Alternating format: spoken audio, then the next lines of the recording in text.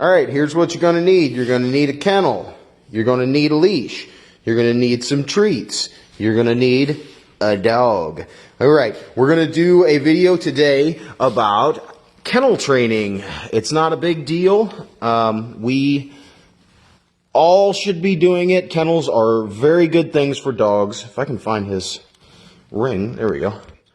Kennels are very good things for dogs. They are very psychologically satisfying. So what I'm going to do is I'm going to show you how to get the dog in the kennel.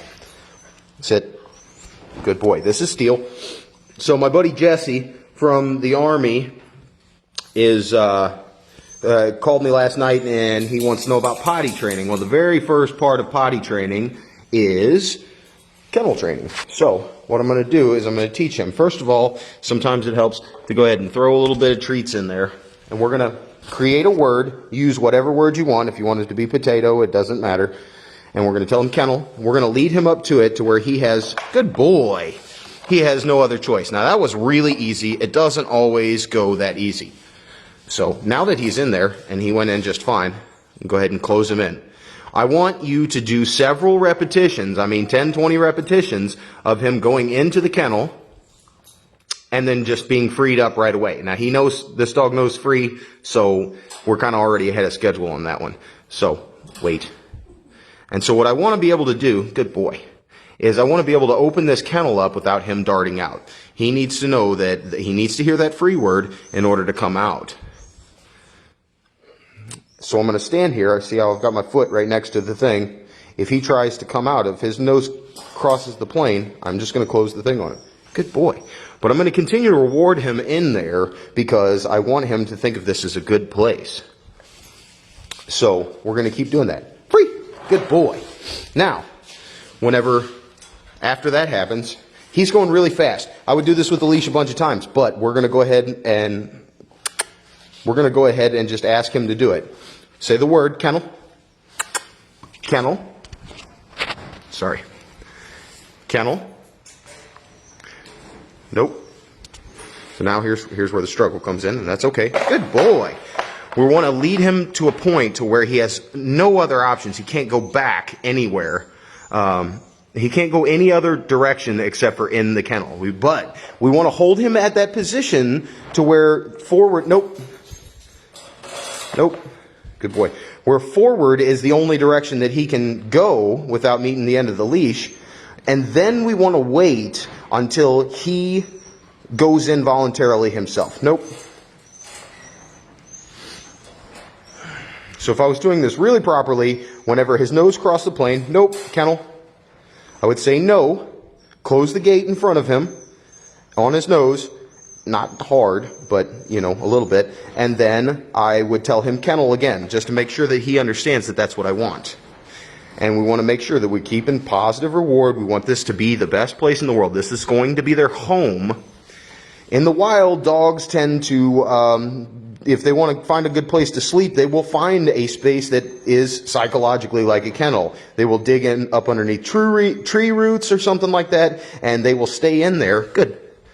Nose out, so that if anything comes to get them, it's meeting them where their weapons are, which is their teeth, and that is where they feel the most comfortable. So a kennel is actually a very good thing. A lot of people get weirded out about kennels, and they think it's bad because they think, I would not like to be in a kennel, so my dog doesn't like to. Not true. Absolutely. Dogs are not humans, and we need to make sure that we understand that. Free. Good boy. Yeah! So lots of praise whenever they're doing the right thing.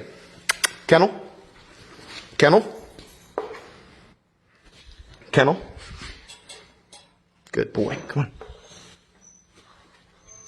Kennel. Good. So now we're just going to do repetitions of that until he understands. I'm not going to do it on video because it'll make it too long. But that's what we want to do, is every time he tries to refuse, that's why we start with the leash, you want to be able to enforce that he gets in there. I recommanded a couple times because I thought he'd go. My mistake. Don't be like me. But, free. Good boy. So, now, after we've taught the kennel, here's the next thing we need to know.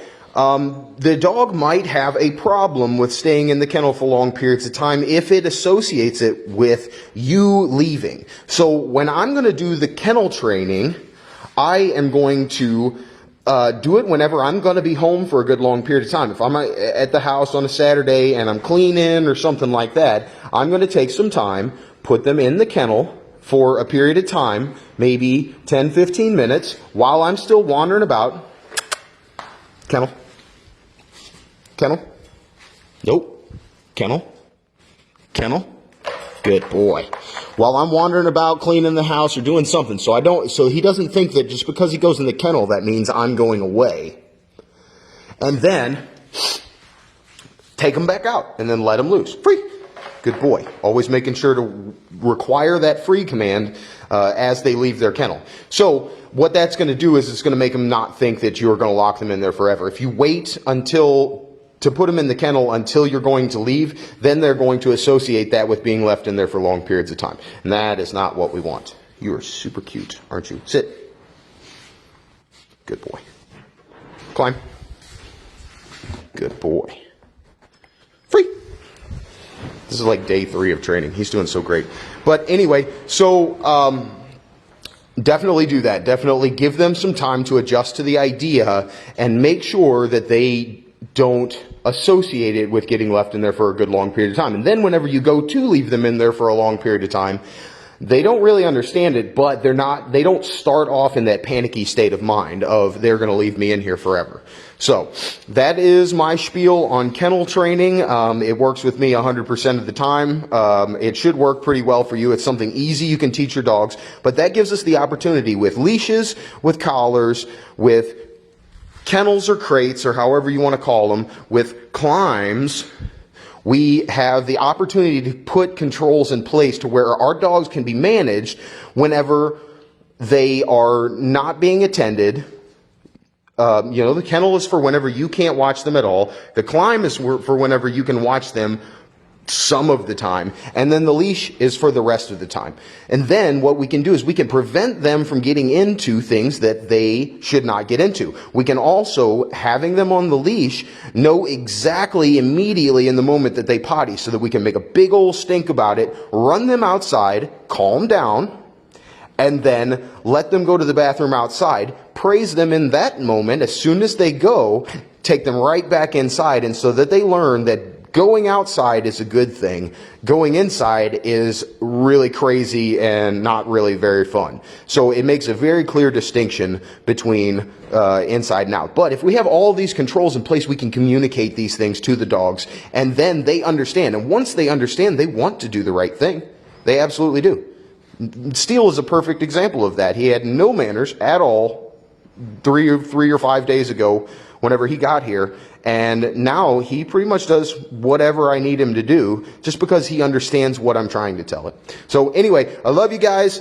I shout out to Jesse. Hey, good to talk to you again last night, man. It's been a lot of years.